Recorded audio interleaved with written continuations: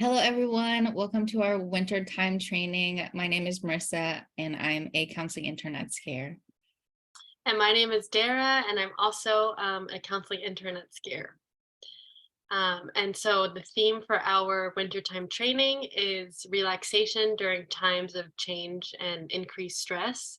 And we chose this because the holidays are coming and we wanted to give you all some tips and tricks to manage some of the stress that comes with all that busyness and, family gatherings.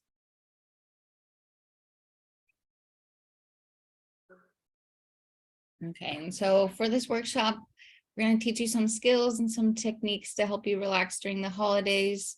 We're also going to just provide some education on just stress in your body and your mind, different ways to calm down your body and just like release the tension that is often like built up in your body, different ways to regulate your emotions. And then, as you can see in our table of contents, we'll be doing the stress in the body first, emotional regulation second, paired muscle relaxation third, self-compassion fourth. We're going to share some resources to help you get through the season. And then we're also going to do a decorating activity. So first, we'll go over a little bit about how stress impacts our bodies, such as like the biological effects that it has. We are sharing this graphic because it's a really good description of something called our window of tolerance.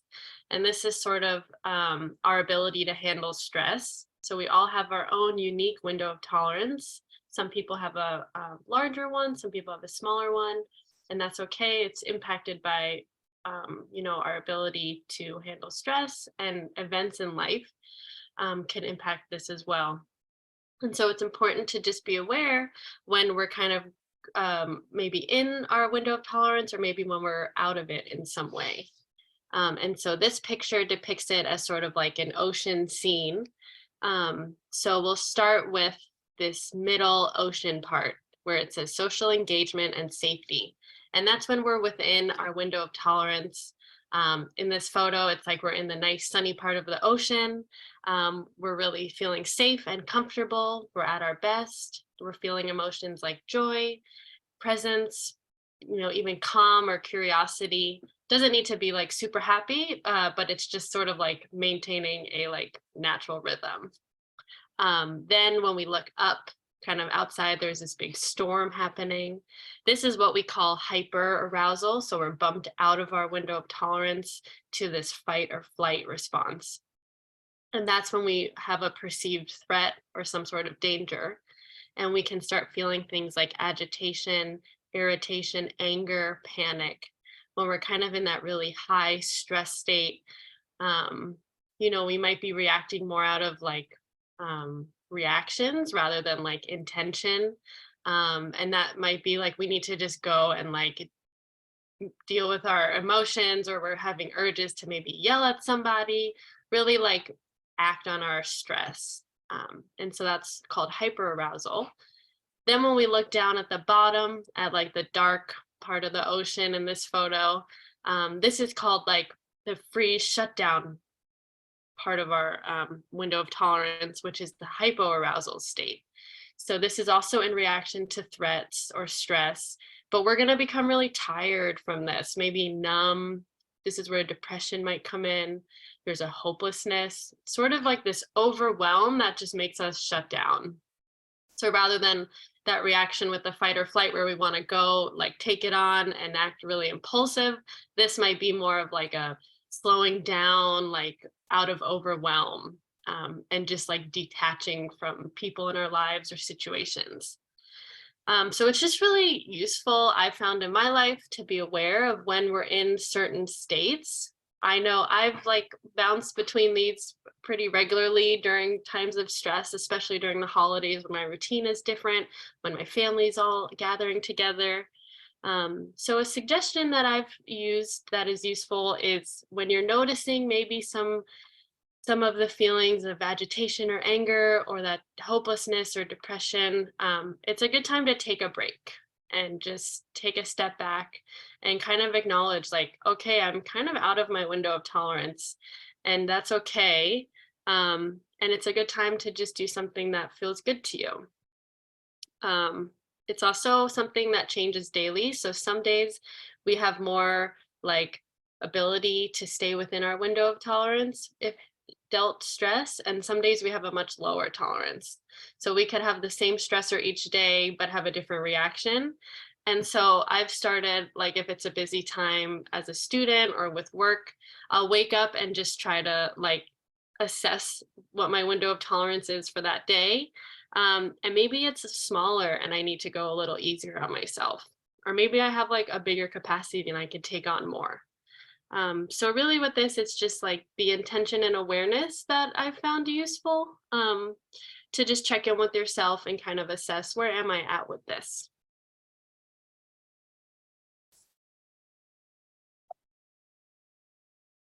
And then another useful thing that we thought to include about stress in the body is just some information on the nervous system. So this is a system in our body that transmits signals between the brain and the rest of our body. And it's what controls our ability to move, breathe, see, and think.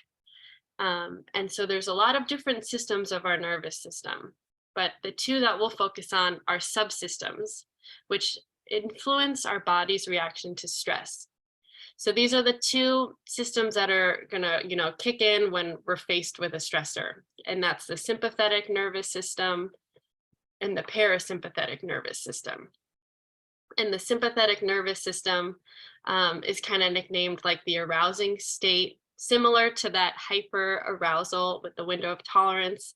It's when we're under stress. It's where that fight, flight, or freeze reaction kicks in. We're kind of operating out of just like reactions.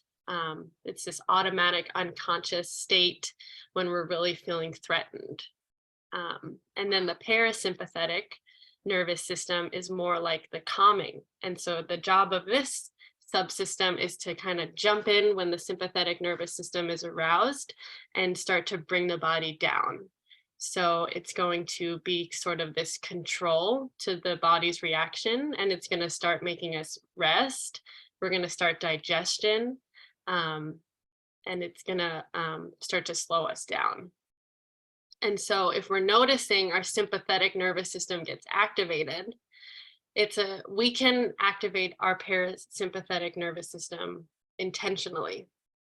And so our sympathetic nervous system has like evolved these reactions out of, like when we had bigger threats, like if we saw like animals in wildlife and we had like a very perceived danger. However, nowadays we don't quite have as many obvious threats, but we do have more like, critical self-talk can be something that arouses our nervous system, or feeling threatened by a friend or something, something that's not quite as dangerous, but it's going to have that same reaction. And so if we notice that, no matter what the trigger is, it's just acknowledging that this is arousing us, and we can start to intentionally kick in our parasympathetic nervous system. So this is anything that relaxes you. It can look different for everyone. Some things we found online were like deep breathing. People like to stretch, do yoga, slow down, any mild sort of exercise. Maybe go take a walk. Maybe you go out into a trail near your house. Really anything that relaxes you. You can go play video games if that relaxes you. You can go cook a meal. It's just anything to kind of slow yourself down and kick in that parasympathetic nervous system to tell your body like, I am safe, and this is okay. And so even a mantra like I am safe can stimulate it. And then so we got some statistics on what the holiday blues are, and this is a pretty common phenomenon. 64% of people in this poll said that they were affected, and 24% of people said that the holidays affect them a lot. And so the holiday blues are this temporary feeling of anxiety or depression that usually comes on during the holidays, and it can be associated with extra stress, unrealistic expectations, or even memories that come with this seasonal shift.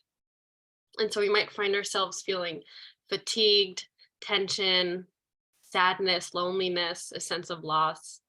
This can be a really hard time because it makes us miss loved ones that aren't with us anymore, or it starts to bring out some of that perfectionism of like doing things right for, gatherings or holiday gifts. So these are all really common feelings if you notice them coming up. And the difference between what we call the holiday blues and clinical anxiety or depression that, some people deal with daily throughout the year is that the holiday blues are more temporary. So this is like very focused on this holiday season. And though they're short term, they're still pretty serious. So we should still take care of ourselves and try to, seek alleviating them if possible. And so there's just some tips that we can suggest. And the first one is to stick to normal routines as possible. So the holidays, obviously, some people are traveling, visitors are coming in, we're off of work, and that can be really confusing and like jarring for us. So trying to stick to some sort of routine has been shown to help. Getting enough sleep, making sure that we're taking care of ourselves and well rested, and then taking time for ourselves, but not in a way that isolates us.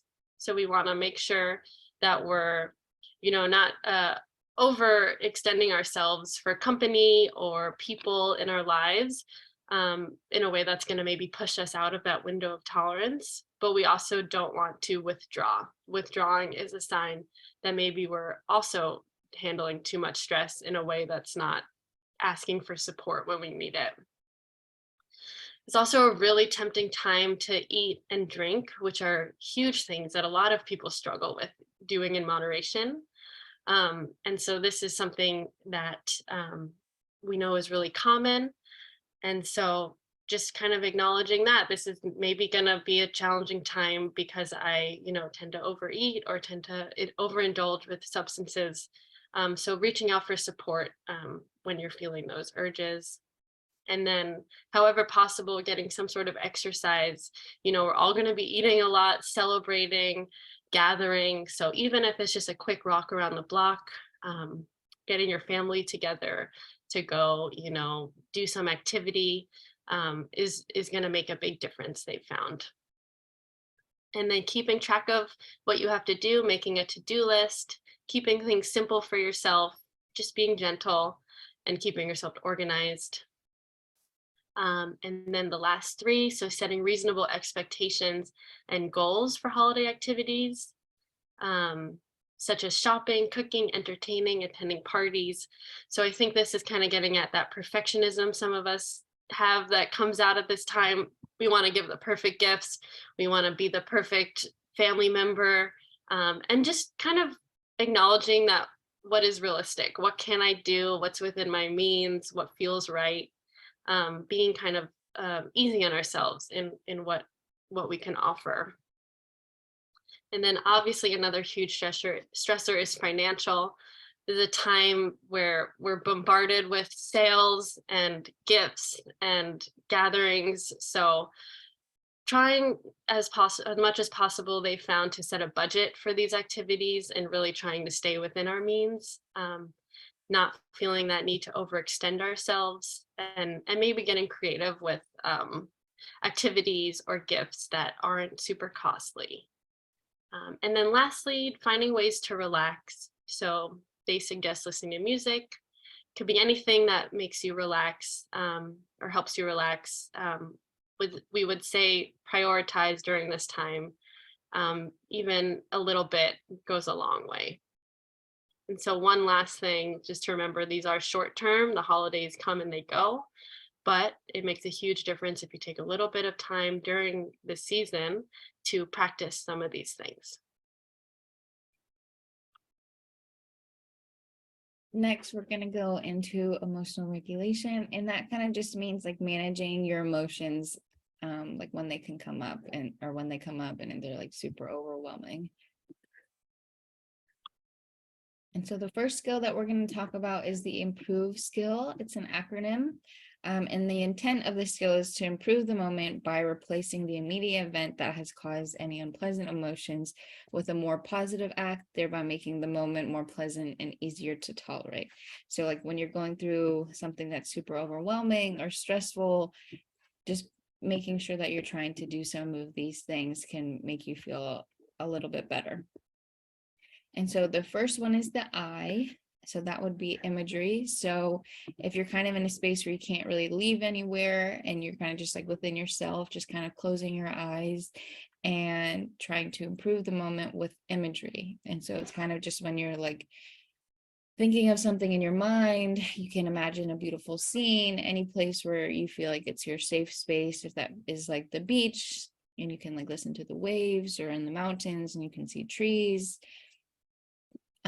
You can even just imagine a safe place in your home, if it's in your bedroom, if it's, outside on your porch, just wherever you feel safe, and just reminding yourself that like in your mind, you can be safe in that moment, and then coming back into the situation can just help you kind of ease some of that tension and stress.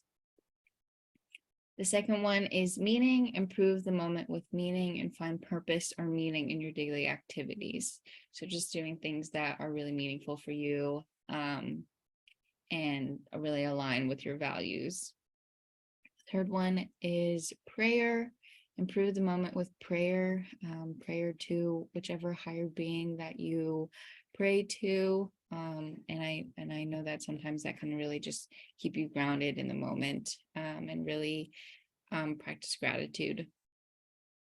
The fourth one is relaxation. Improve the moment with relaxation. You can do that by breathing deeply, taking a hot bath, or even like massaging like your neck or your body, things like that. And the next one is improve the moment with one thing in the moment. Focus your attention on this moment. So for example, like if you're sitting in your living room and you're feeling a lot of overwhelming emotions, you can just like look at a picture that's in your living room and just improve your moment by just like focusing on that memory that was in that picture frame. You can even like pull up a picture on your phone or look at something on your phone to kind of help distract the moment and kind of lessen the emotions that you're having. The next one is vacation. Improve the moment with vacation from adulthood. Go to the beach or the woods for a walk. I know some of us don't really have the means to go on a vacation, but sometimes it's as easy as like just going out on your porch, going out in your backyard, taking a walk outside, just kind of getting away from the moment that you're currently in, and just being able to like maybe get a breath of fresh air, maybe go for a drive, whatever you feel like that is for you. And then the last one, which is the E, which is encouragement. Improve the moment with encouragement from self. So you can tell yourself positive affirmations aloud to yourself. Things like what Dara said, like I'm safe, I'm beautiful, I'm okay. Whatever you feel like your body needs and what your mind needs. You can also even do that by like writing a letter to yourself. I know like sometimes like I'll write a letter to myself, like especially if I'm feeling super overwhelmed, and I can write things like, I'm so proud of you, you're doing great, and just like something that I can look back when I feel like I'm getting super overwhelmed, and I can like look back at those words that I told myself, because I know sometimes it's really hard like in the moment when you're having a lot of overwhelming emotions to like think positively. So sometimes it's nice to like have little post-its or put something in your phone or stuff like that where it's easily available to you when you're having overwhelming emotions.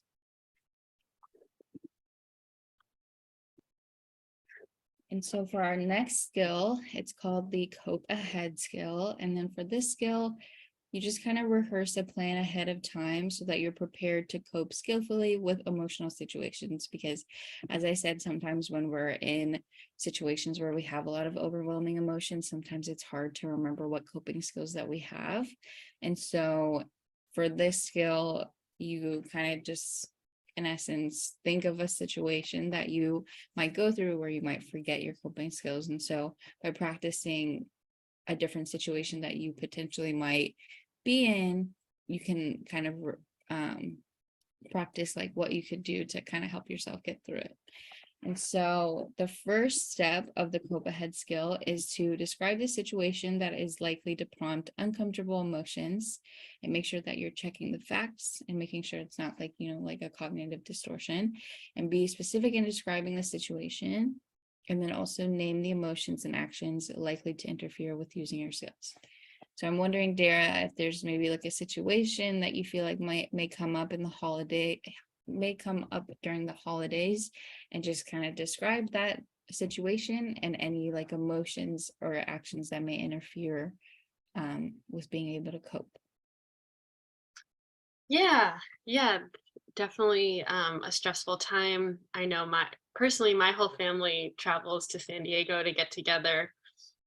So sometimes when we're all together, like at dinner or gathering at my brother's house, we can all kind of frustrate each other or do something to make someone get upset or angry.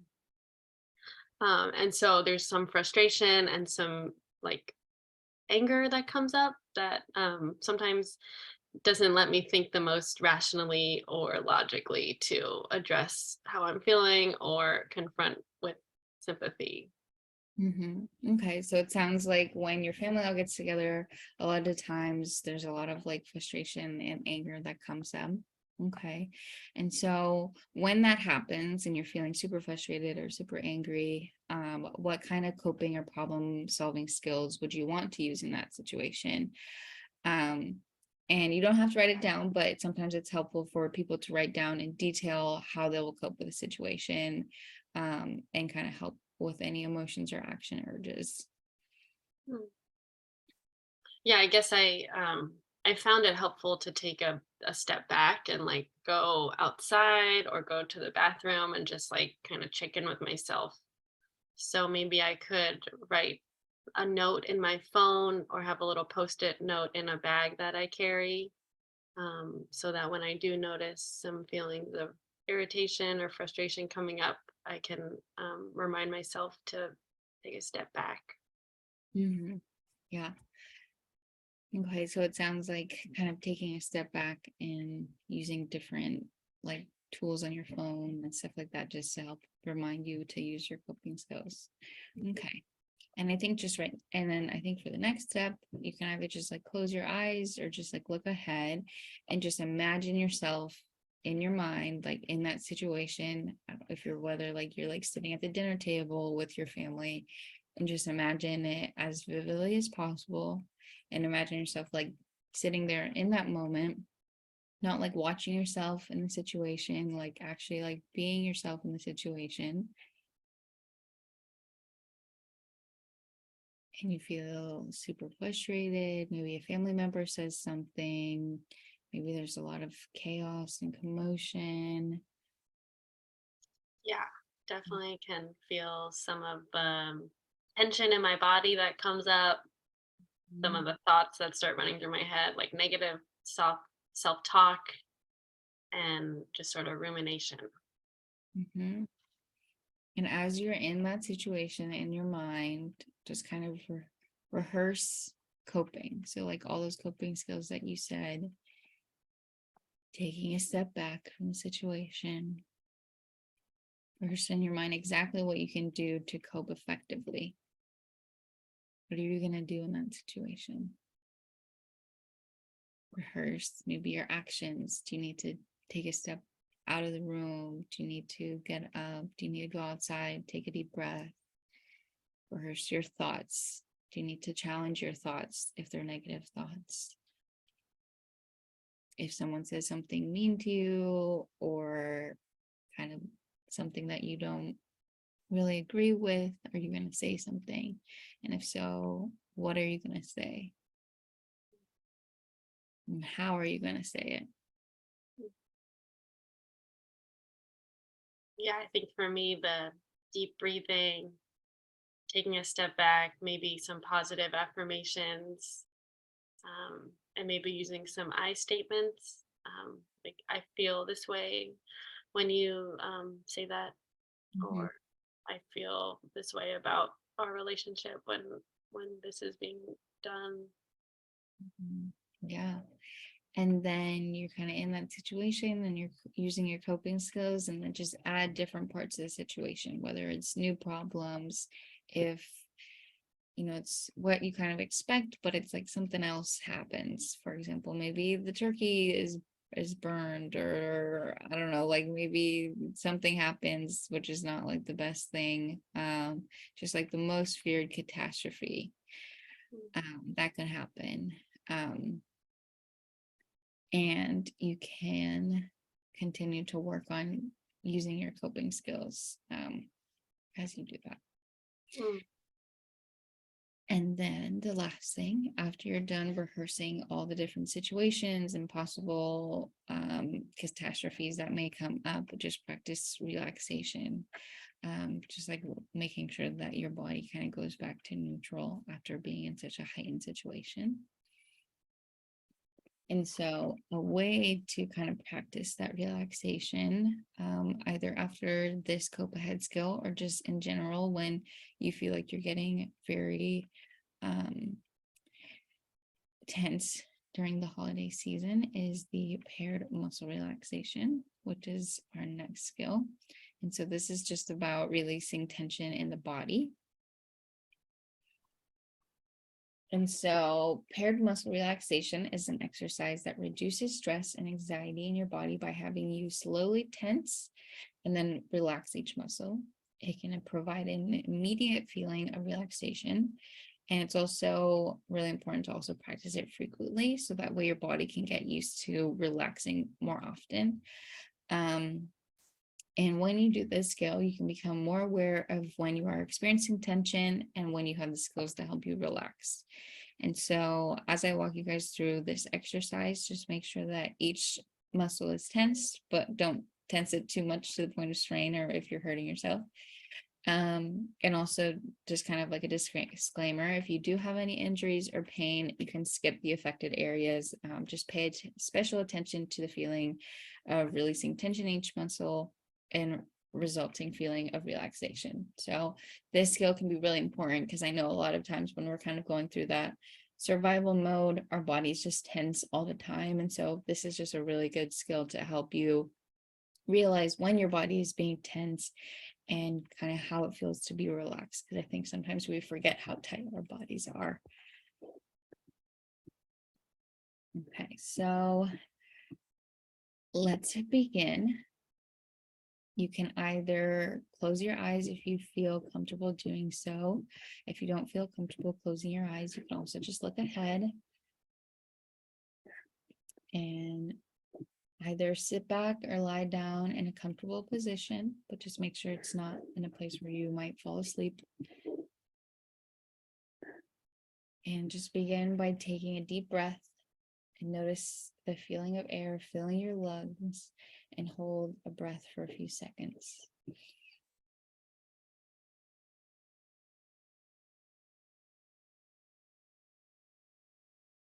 As you breathe out, release the breath slowly and let the tension leave your body.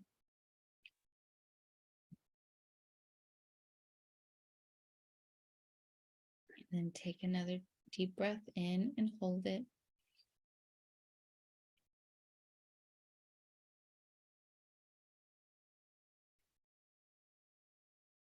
And again, slowly release the air.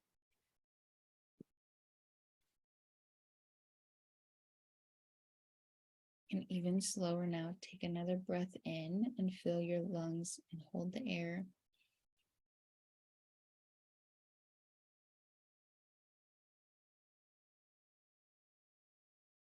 And slowly release the breath and imagine the feeling of tension leaving your body.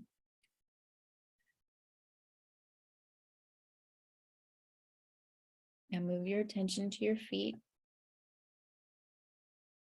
and begin to tense your feet by curling your toes in the arch of your foot, and hold on to the tension and notice what it feels like.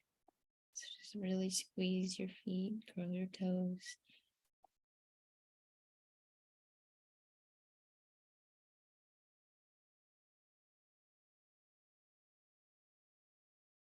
And then release the tension in your foot and notice the new feeling of relaxation. Uncurl your toes. You can wiggle them and see how they feel. And next, begin to focus on your lower leg. You can tense the muscles in your calves by pointing your toes.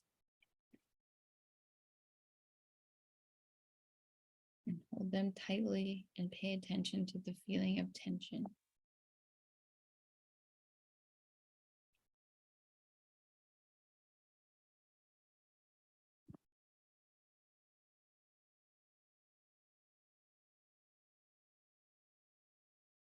And release the tension from your lower legs. And again, notice the feeling of relaxation. Remember to continue to keep taking deep breaths.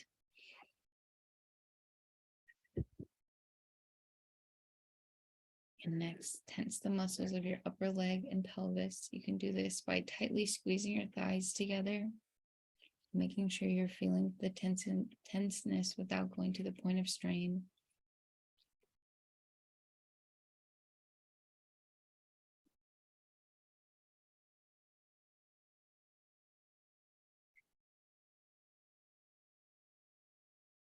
And release. And remember to feel the tension, leave your muscles as you release.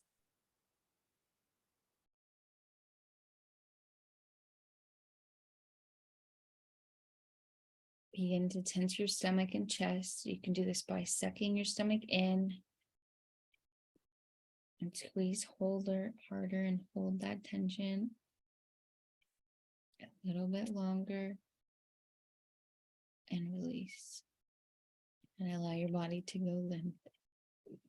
And let yourself notice the feeling of relaxation. Continue taking deep breaths. Breathe in slowly. Notice the air fill your lungs and hold it.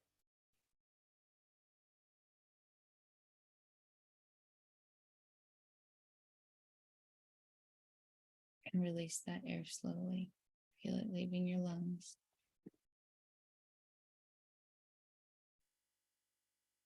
Next, tense the muscles in your back by bringing your shoulders together behind you and hold them tightly and tense them as hard as you can without straining, and keep holding your shoulders like that. Really feel the feeling of tension.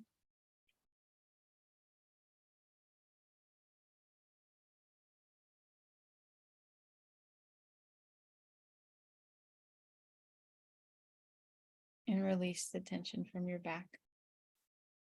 And feel the tension slowly leaving your body and the new feeling of relaxation.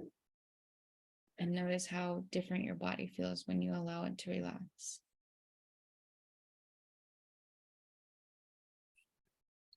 Next, tense your arms all the way from your hands to your shoulders. You can make a fist and squeeze all the way up your arm and hold it.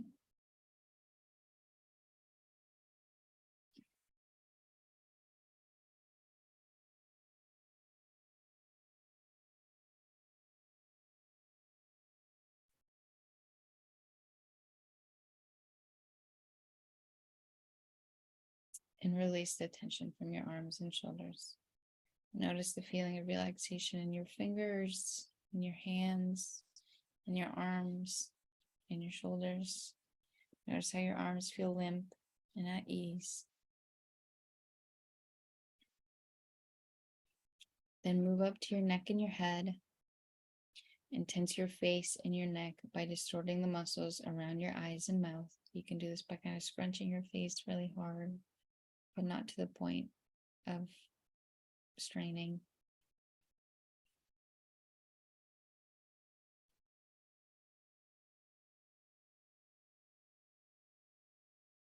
And squeeze it as hard as you can. And release that tension. And again, notice the new feeling of relaxation.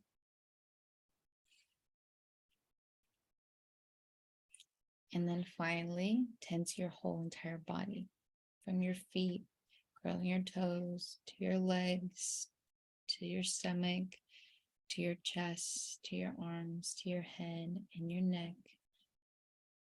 And tense harder without straining and hold that tension.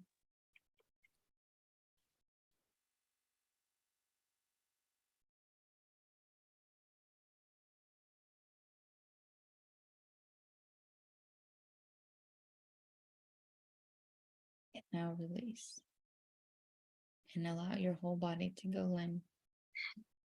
And pay attention to the feeling of relaxation and how different it is from the feeling of tension. And when you're ready, begin to wake your body up by slowly moving your muscles.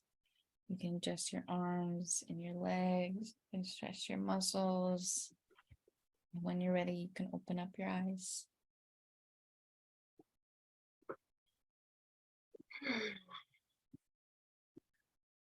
How did that feel, Tara?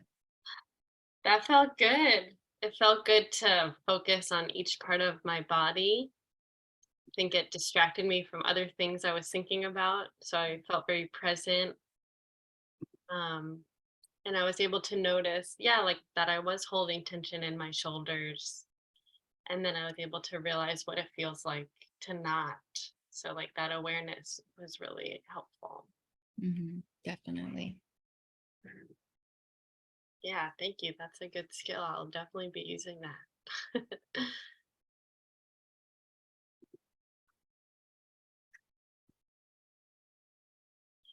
um, so, for our fourth topic, we'll cover self compassion, which is being kind to yourself to self soothe during tough times. And this is a helpful picture to show that there's two types of self-compassion. There's tender and fierce. And so tender self-compassion is meeting ourselves with acceptance and nurturing. And it's to alleviate suffering through kind of being gentle with ourselves and really accepting all parts of ourselves in any situation. So in the picture, there's, a mama bear or a mama bear with her cub. So picture yourself kind of nurturing yourself like a mama bear would to her cub. Any of you have kids, how would you take care of your children? Think about extending that to yourself in certain moments when you're feeling stressed or upset or angry. There's also another type of self-compassion identified called fierce self-compassion. Sometimes a mama bear has to defend her cub to really protect them. So sometimes it's important for us to take an action to alleviate our suffering, to make sure that we're handling our stress and soothing ourselves. And so fierce self-compassion, taking that action, can look like maybe protecting ourselves. So maybe we need to draw some boundaries around ourselves in relationships or our commitments to others. Maybe we need to say no more. That's sort of in line with boundaries, not overextending ourselves. We're noticing we're getting stressed, bumped up to some anger or hopelessness, saying no, protecting our energy and our stamina. We also might need to provide for ourselves, and that might look like saying yes to our needs. Maybe you're so tired and you just want to rest. Maybe that's just giving yourself rest in that moment. So recognizing what you need to provide for yourself and giving it to yourself. Kind of like that mama bear, she needs to protect her cub. And so doing whatever that looks like to you to protect yourself. There's also motivating. So maybe we're feeling really kind of lethargic or unmotivated. So what do you need to give to yourself to keep learning, growing, being a positive person in the world, in our families? If that's important to you, that's another important component of self-compassion, is staying motivated, kind of like a hopeful human in this world. That's important. And so maybe that's giving yourself time to read or seek out new opportunities or feel empowered.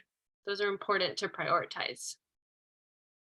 So there's these two types of self-compassion, tender and fierce, and a balance of both is what's going to be the most healthy for healing. So think of it like in this picture, they depict a yin and a yang. You know, sometimes we need to be tender and nurture ourselves, but sometimes we have to be fierce and protect ourselves. And it's just feeling out what the situation is and giving ourselves what we need. You know, thinking of ourselves as that cub. What does the mama bear need to do for ourselves? And so together they're going to create this caring force that's going to help us thrive. Yeah. And this can look different to everyone. You know, the way we provide for ourselves, the way we protect ourselves, the way we nurture ourselves, they're all different. And just to tie this back to what Marissa was saying with some of those positive affirmations, you know, some of that tender self-compassion can look like that post-it note where you write positive things to yourself. Just like surrounding yourself with positive messages and acceptance of ourselves is a really helpful way to soothe during tough times when maybe, you know, criticism comes or we're around people who bring out sides of ourselves that we're not always super proud of. It's just meeting that with like going above and beyond to like remember that like we are a good person and suffering is a shared common trait or experience, and that it's normal and that it actually connects us so we can connect with people through times of suffering, because we all understand it and the human experience is imperfect. And meeting that with mindfulness, you know, and awareness and non-judgmental attitude, like this is a tough time, and it doesn't mean any negative reflection on myself. This is just what's happening. And so next I'll go into just an exercise you can do if you're noticing some stress, how you can practice self-compassion, and it's called the self-compassion break.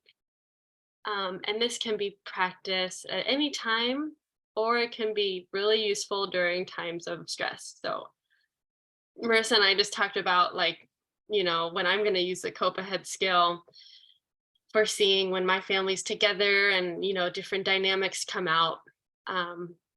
Another tool I could whip out is the self-compassion break. So maybe I'm noticing that tension in my body or some of those ruminating thoughts, like negative, critical thoughts about myself or about people around me. It's a really good time to take a step away. Maybe it's just hiding in the bathroom for an extra couple minutes. Maybe it's going to the backyard, going to your car, wherever you are, finding a couple minutes to just separate yourself. And the first step will be to acknowledge, like, this is a moment of pain, or this is what suffering looks like. Not, you know, suffering sounds very intense, but to some extent, suffering is, you know, intense pain that we feel. And I'm sure we're all going to experience it in our own way with the holidays, whether it's grief or trying to control behaviors. It's a really tough time. And so it's okay to acknowledge this is a difficult time. So saying to yourself, this hurts, even an ouch, this is really hard, or this is what stress looks like. Just taking a moment to kind of give yourself permission to recognize this is hard. This is a hard situation. And then number two, kind of what I was saying, suffering is a part of life. So telling yourself, other people are feeling this way, or I'm not alone, or we all struggle in our lives. Really connecting yourself to other people in this moment and remembering that you're not alone, because when we suffer alone, it makes it 10 times worse. When really we all can relate to someone going through a hard time. We're all going to go through that at some point. And so if it feels good to you, you can even put your hand over your heart and close your eyes, tell yourself, you know, I'm not alone. And even just feel what it, you know, that gentle touch of your hand and that warmth. Like, what does that feel like to give myself some tenderness and to really soothe yourself? And then third, saying to yourself, may I be kind to myself. And that is by asking, what do I need right now to express even more kindness to myself? So checking in and seeing what you need. Do I need tender self-compassion? Do I need fierce self-compassion? And then what does that look like? And then how can I do it? So how can I give myself what I need right now? Maybe you say, may I forgive myself? Maybe you just said something that you regretted, or you were in a situation that you weren't proud of. You can give yourself forgiveness for it. Or you can strive to learn to forgive yourself as you are, rather than meeting yourself with criticism. It's a hard habit to break, but even just one time seeing how it feels to maybe meet yourself in a very tough situation with just, may I forgive myself? Even just asking to be strong. Can I be strong? Can I be patient? What do you need? Recognizing what you need and giving yourself whatever it is, whatever it looks like. There's no judgment. There's no right or wrong way. It's just accessing what you need and having the courage to give it to yourself, because this is really hard stuff. So though it might look super simple, practicing this can be really uncomfortable, and it might even bring up even more negative emotions, like, why is this so hard for me? But then kind of going back, like, this is a shared experience, and I think normalizing this stuff is hard. So this is just another tool to whip out in case things can get kind of emotional or stressful during the seasons of holidays.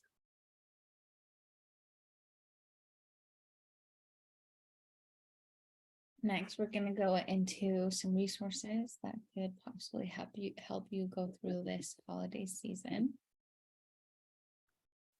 So we just have some phone numbers here. So the first one is 988. It's the National Suicide Prevention Hotline, and that is a 24-hour hotline available to anyone in crisis. Next, we have the San Diego Access and Crisis Line, and they offer free confidential counseling and community resources to support your mental health. And so that number is 1-888-724-7240. And then there's also the San Diego County Emergency Psychiatric Unit, and that number is 619-692-8200. And lastly, we have the NAMI, the National Alliance of Mental Illness, the helpline. It can be reached Monday through Friday, 10 a.m. to 10 p.m. Eastern Time. And you can either call the number or text the helpline. So if you call the number, it's 1-800-950-NAMI, which is 6264. And then you can also text helpline to 62640, and you can also email them at helpline@nami.org. And then an additional resource is the SCARE Counseling Office. We offer, individual counseling. We do group counseling.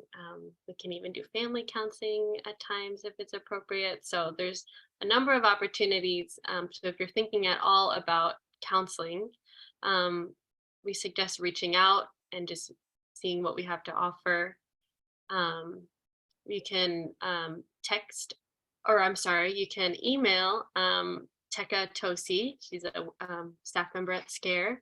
So it's teka@scareinc.org, or you can call the counseling office, 619-328-0676, extension 213. And we do work with people of all ages for the most part. So youth, teens, adults, elderly folks. We welcome all ages. So we encourage you to just call and see what we can offer. And it's all confidential counseling. So none of this will be shared with anyone in your family. It's just a safe place to process and talk about anything going on.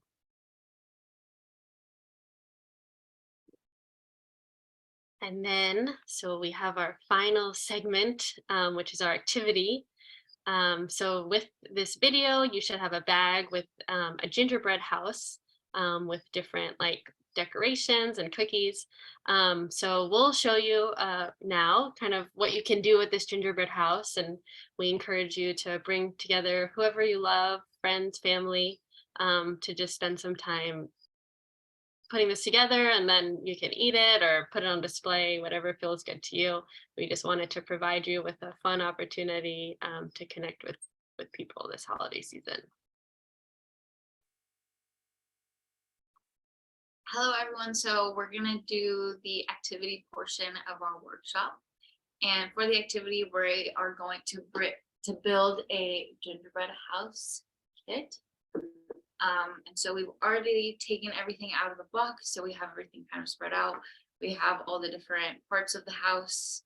We also have our base, and then we also have some candies that were also included.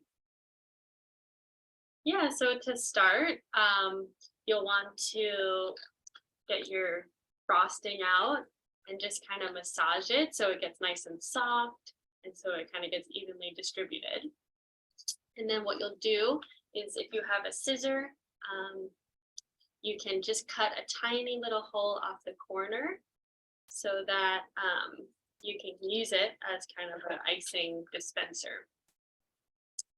And then we can start building the frame of the house. So you'll want to find the 2 cookies that look like little A's. And I think you put the ice down first, right? yes. And then So before we put the 2 sides of the house, you want to lay a layer of icing, and I think it says like the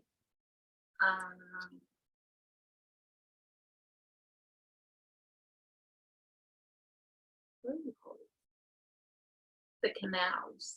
yeah, so you'll Into see the it came 4 with this canals. plastic tray. So we'll put it in the 4 canals, like we just said.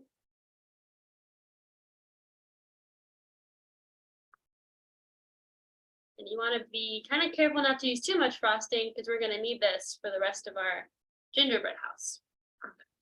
And then after that, you want to break off your chimney. And then on the 2 back sides of the gingerbread house, you want to put 2 lines each.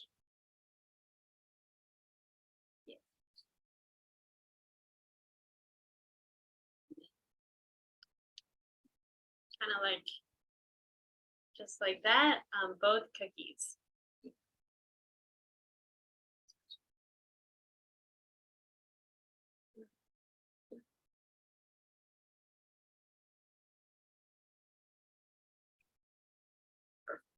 And then you can have a friend or family member help you, but one person can put these there while the other person can put the sides of the house together. So those are the pieces with the little windows on it.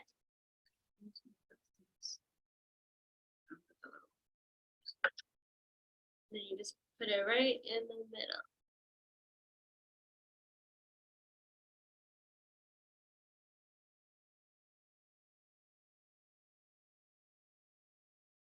And you want to push it tight so they stay together. And if you need more frosting, that's kind of the glue. There.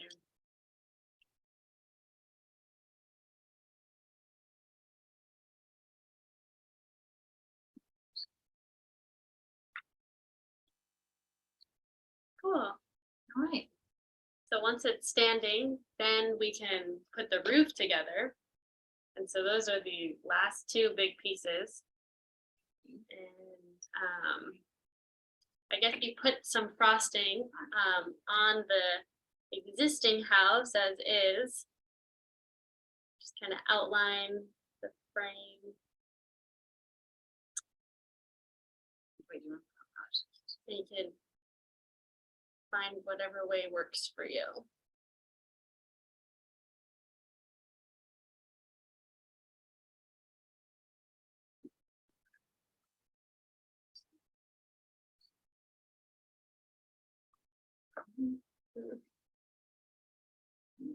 And then you just kind of hold it there until the icing kind of gets tacky.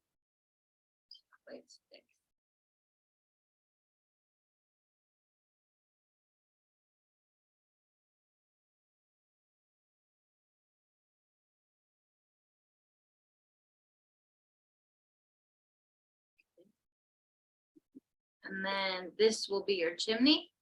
You can just put it wherever you want on the house.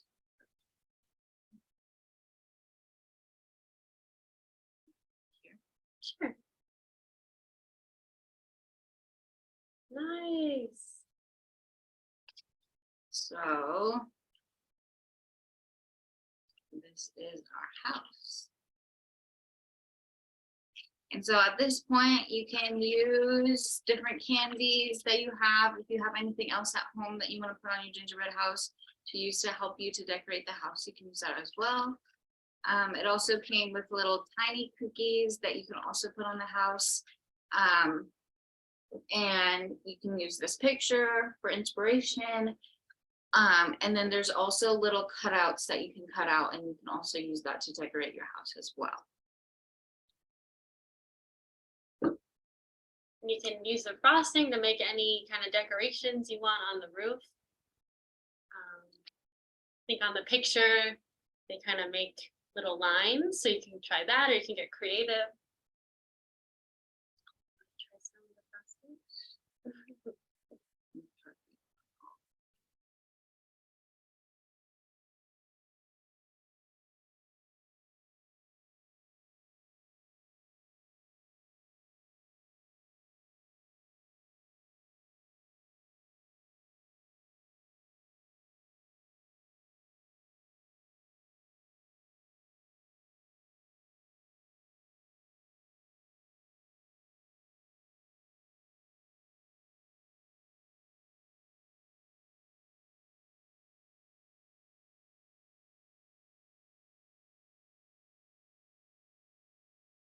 Beautiful. We can even stick some of these on there.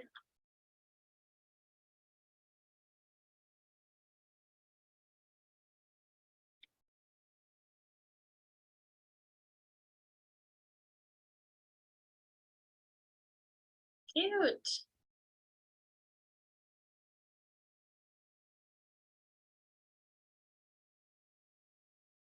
That one Marissa just did. She made a beautiful decoration on the roof.